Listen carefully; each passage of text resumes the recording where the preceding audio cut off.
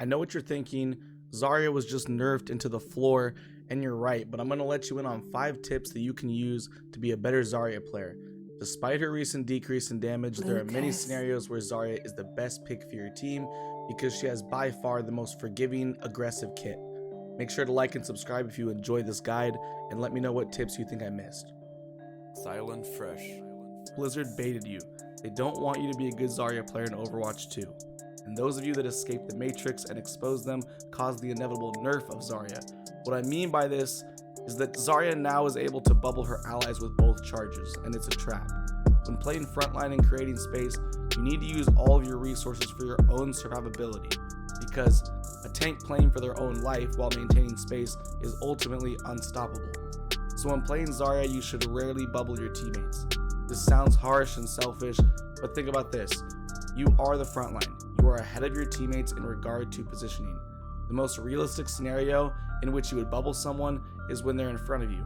And unless your team is playing dive, anyone in front of you is most likely bad at positioning, and any trouble they get themselves into is self-inflicted, and you shouldn't compromise your ability to tank to cover for your bad teammates. Bubble yourself, please, please. Here's an example of bubbling selfishly. The way I see it, you have 2 types of bubbles. The first is your catch bubble, and the second is your tank bubble. The first one should be used to catch projectiles that you see coming in order to charge your weapon. You should not rely on absorbing basic attacks because good players will simply decide not to shoot at you. But once their abilities get sent out, you can choose to walk into them for charge. The second bubble should be used to go all in when pushing for a cap, getting through a choke, or dueling someone that you want to pick off. You should play at enough range and next to enough environmental cover that you don't have to use your second bubble defensively. Your second bubble should be used to get you out of trouble while also applying pressure. Now I know I just talked about being selfish with your bubbles, but I'm about to explain the specific instances when you should use them on someone other than yourself. Bubbling key ultimates is very important, especially if your DPS players are bad. No matter how awful they are, if they ult well, you still have the opportunity to win the game. But what if their ults don't pan out? Most DPS players in my experience ult at the right time, but not at the right place or position. A Reaper runs in without flanking and gets speared by a Risa. Genji and Soldier ult right next to a Roadhog and get hooked. Your team kill opportunity goes out the window. But if you bubble them under these circumstances, their mistake becomes a play of the game solely because of your awareness, and you can stop getting demoted because of bad DPS players. Imagine someone getting bubbled and nanoed. They're not only tanky with boosted damage, but they can initiate a fight without worrying about getting stunned or displaced in any way. It's an unstoppable ace, and the nano gets things started, but your bubble tips the scale. In this clip, I was dueling with a friend who was playing Zarya, and I had only 46 HP, looking for a clutch ult to win the game. And not only did he hold their attention with a nice Grav, but bubbled me in order to allow my entire ult duration. I ended up with a 5k, play of the game, and got our team the win. Bubbling key ultimates like this can be the difference between winning a fight with your DPS's ultimate or hearing half a voice line before your DPS gets obliterated and probably swaps to Genji. Comboing your Grav is an easy way to get team kills with only 2 ultimates. I understand that most games you either won't have comms or comms that are ineffective due to people flaming, you kind of have kids with a complex on your team, or having teammates who join VC but never actually say a word. If this is the case, either call out to the void that you're ulting soon in hopes that someone will combo with you.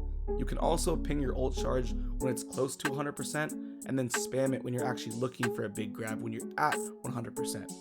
The most common combinations I see with Grav are Hanzo and Pharah. Both ultimates are best used in chokes when there isn't a room to dip into, so I often see their ults not being used enough because it requires tough positioning that's hard to pull off just anywhere on the map. But as Zarya, you can create those scenarios anywhere by hitting a 3-man Grav or better.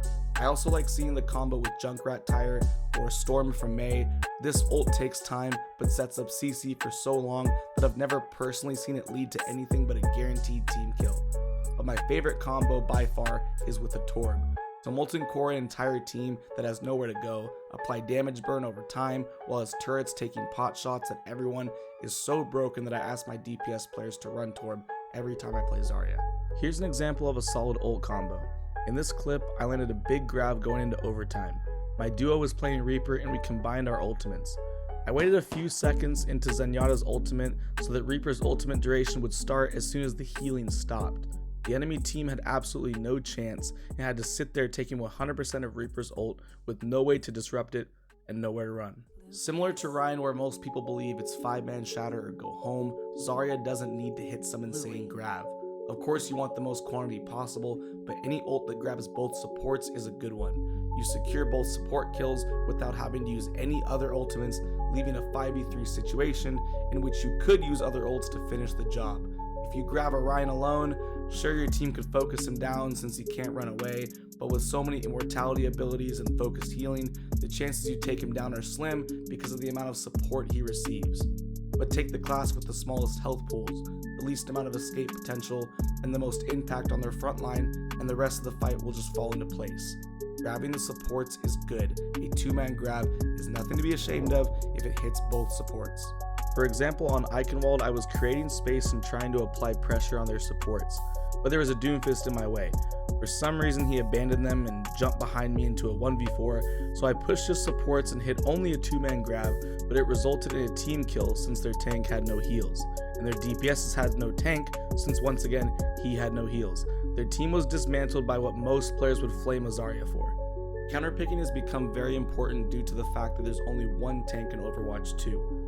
Sometimes you're clearly being countered, and this hurts especially on defense because it leads to your frontline constantly giving ground until they die and switch. But another reason why counterpicking is so important when playing Zarya is because she's kind of trash right now due to recent nerfs.